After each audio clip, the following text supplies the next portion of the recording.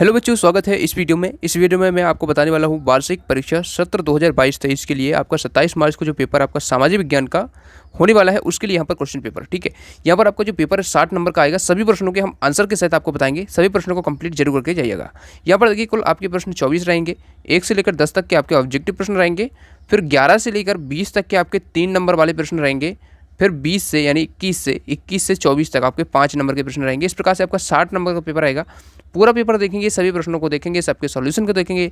चलिए देखते हैं। देखिए यहाँ पर आपको रोल नंबर वगैरह सब भर लेना है ठीक से, इसमें आपको कोई गलती नहीं करना है। ठीक है, 2.5 घंटे का समय रहता है। और देखिए यहाँ पर देखिए सबसे पहले बहुविकल्पी प्रश्न है, इनके हम उत्तर देख लेते हैं। सबसे पहले है झूम की खेती में बीज बोने का तात्पर्य है, मतलब तरीका है, किस प्रकार का तरीका है? तो इसे बिखेरना। ठीक है, ये तरीका है बिखेरना। ठीक है, झूमिंग खेती ये होती है, इसमें बिखेरना एक तरीका है। ऐसे आपको आंसर लिखना होता है। अगला देखते हैं संसाधन कितने प्रकार के? संसाधन 2 प्रकार के होते हैं, नवीकरणीय अनवीकरणीय। ठीक है, पिछली वीडियो में मैंने डिटेल में बता दिया है। पानीपत की तीसरी लड़ाई कब हुई थी? 1761 में हुई थी। इसमें 1761 आपको लिख लेना है। अगला देखते हैं कुमनू किसान मुख्य रूप से कहाँ रहते थे? तो ये घुमंतु किसान थे, स्थान स्थान पर घूमना यानी घूमना, इसमें ऑप्शन हो जाएगा। उसके बाद देखिए भूमि का उपयोग किया जाता है तो उत्पादन के लिए। ठीक है, फसल उत्पादन के लिए किया जाता है। ठीक, संसद के उस उच्च सदन को क्या कहते हैं? संसद का जो उच्च सदन होता है वो राज्यसभा होता है, निम्न सदन लोकसभा होता है। ठीक है, तो उच्च सदन पूछा इसलिए बा ऑप्शन हो जाएगा इसमें। ठीक है, तो बा ऑप्शन आपका राज्यसभा आपका करेक्ट आंसर हो जाएगा। ठीक है, इसमें राज्यसभा आपको भर लेना है। अगला देखिए रैयतों की जमीन पर खेती कहलाती थी, तो रैयती सा ऑप्शन। ये 3 मुख्य कारण कौन से हैं जिनसे जनसंख्या में परिवर्तन होता है? तो जन्म, मृत्यु, प्रवास, ये 3 कारण हैं। ब्रिटिश भारत के प्रथम गवर्नर जनरल कौन थे? तो इसमें इनमें से कोई नहीं, क्योंकि बेंटिक थे। निम्न में से कौन सा संसाधन निर्धारित नहीं करता? तो मात्रा संसाधन निर्धारित नहीं करती। ठीक है, नीचे देखिए प्रश्नों के उत्तर लिखना है। तो पहला प्रश्न इसमें देखिए 11वां प्रश्न जो है आपका लघु उत्तरीय का 3 नंबर का प्रश्न है। देखिए कंपनी का शासन भारतीय राजाओं से किस तरह अलग था, ये आपको इसमें बताना है। तो इसका आंसर मैं आपको दिखा दूँ तो देखिए यहाँ पर इसका आंसर आप देख सकते हैं, कंपनी का शासन भारतीय राजाओं के शासन से किस तरह अलग था। तो देखिए हालांकि भारतीय राजाओं ने भी अपने राज्य का प्रशासनिक तथा राजस्व विभाजन विभिन्न इकाइयों में कर रखा था, किंतु ये इकाइयाँ ब्रिटिश प्रशासनिक तथा राजस्व इकाइयों की तरह प्रभावी नहीं थी। अंग्रेजों ने प्रेसिडेंसी के रूप में एक नई प्रशासनिक इकाई बनाई जिसका मुख्य गवर्नर होता था। दूसरा है अंग्रेजों द्वारा पुलिस तथा राजस्व व्यवस्था में काफ़ी सुधार किए गए। इस प्रकार से 3 पॉइंट हैं, 2 जरूर कर लीजिएगा। ठीक है, उसके बाद अगला प्रश्न आपका यहाँ पर पूछा गया है महालवंशी व्यवस्था स्थायी बंदोबस्त के मुकाबले अलग थी। 3 नंबर का प्रश्न। चलिए इसका आंसर हम देख लेते हैं। तो देखिए यहाँ पर जो क्वेश्चन है आपका महालवली व्यवस्था स्थायी बंदोबस्त से कैसे अलग थी। तो देखिए इसका आंसर लिखेंगे एक तरफ जहाँ स्थायी बंदोबस्त व्यवस्था में व्यक्ति विशेष की जमीन की मात्रा एवं गुणवत्ता के आधार पर राजस्व का निर्धारण किया जाता था, वहीं दूसरी तरफ महालवरी व्यवस्था में राजस्व का भुगतान पूरे गांव, जिसे महाल कहा जाता था, के द्वारा किया जाना था। स्थायी बंदोबस्त में भू राजस्व निश्चित कर दिया जाता था जिसकी भविष्य में वृद्धि का कोई प्रावधान नहीं था, जबकि महावली व्यवस्था में एक खास अंतराल के बाद भू राजस्व के पुनर्मूल्यांकन किया जाना था। इस प्रकार से इसका आंसर आप पूरा लिख सकते हैं। चलिए अगला प्रश्न देखते हैं। अगला प्रश्न आपका पूछा गया 18वीं शताब्दी के आखिरी में ब्रिटेन में नील की मांग क्यों बढ़ने लगी? ठीक है, नील की मांग ब्रिटेन में क्यों बढ़ने लगी? तो देखिए इस प्रश्न का आंसर देखते हैं। ये भी आपका 3 नंबर का ही, तो इसका आंसर आप लिखेंगे। देखिए इस प्रश्न का आंसर है 18वीं शताब्दी के आखिर में ब्रिटेन में नील की मांग औद्योगिकरण के कारण बढ़ने लगी। ठीक है, यही शब्द आपको याद रखना है, औद्योगिकरण। ठीक है, उद्योग लगने लगे बहुत सारे, तो इसके कारण उसकी मांग बढ़ने लगी। अगला प्रश्न अब देखते हैं। अगला प्रश्न हमसे पूछ रहा है 1870 और 1880 के दशक में लोग ब्रिटिश शासन से क्यों असंतुष्ट थे? 3 नंबर का प्रश्न। चलिए इसका आंसर भी देख लें।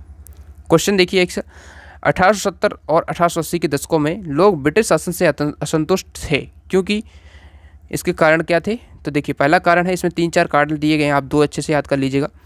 1878 में आर्म्स एक्ट पारित किया गया जिसके जरिए भारतीयों द्वारा अपने पास हथियार रखने का अधिकार छीन लिया गया। ठीक है, ये इसका कारण एक था। दूसरा देखिए उसी साल वर्नाक्युलर प्रेस एक्ट भी पारित किया गया जिससे सरकार की आलोचना करने वालों को चुप कराया जा सके। इस कानून में प्रावधान था कि अगर किसी अखबार में कोई चीज़ छपती है तो सरकार उसकी प्रिंटिंग प्रेस से सारी संपत्ति को जब्त कर लेती है, मतलब सरकार के खिलाफ कुछ कह नहीं सकते थे। ठीक है, और इस प्रकार से तीसरा भी देख सकते हैं एल्बर्ट बिल मतलब लागू किया गया। इस विधेयक से प्रावधान किया गया था कि भारतीय न्यायाधीश भी ब्रिटिश या यूरोपीय व्यक्तियों पर मुकदमा चला सकते थे। परंतु जब अंग्रेजों के विरोध की वजह से सरकार में यह विधेयक वापस ले लिया तो भारतीयों ने इस बात का काफ़ी विरोध किया। तो इस प्रकार से देख सकते हैं, इनमें से आपका कोई 3 जरूर याद कर लीजिएगा। अगला देखते हैं। देखिए अगला प्रश्न है 15वां प्रश्न है आपका। देखिए यूरोपीय व्यापार कंपनियां भारत की तरफ क्यों आकर्षित हो रही थी? तो इसका आंसर देखिएगा, इसका आंसर लिखेंगे यूरोपीय व्यापारिक कंपनियां भारत की तरफ आकर्षित क्यों हो रही थी।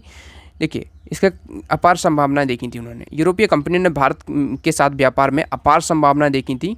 ठीक है, क्या लिखेंगे, मतलब एक पहला पॉइंट लिखेंगे, भारत में निर्मित अच्छे गुणों के कपास और रेशम का यूरोप में बड़ा बाजार था। ठीक है, यहाँ पर जो उगती थी, ठीक है, मतलब जो रेशम का उत्पादन होता था कपास का, तो उसमें बड़ा बाजार था वहाँ पर। ठीक है, इसका भारतीय मसाले जैसे कि काली मिर्च, लौंग, इलायची, दालचीनी काफ़ी मांग में थी। ठीक है, मतलब उसकी ज़्यादा काफ़ी ज़्यादा वहाँ पर उसकी मांग थी, इसलिए ठीक है इसलिए वो आकर्षित होती थी वो कंपनियाँ, यूरोपीय कंपनी।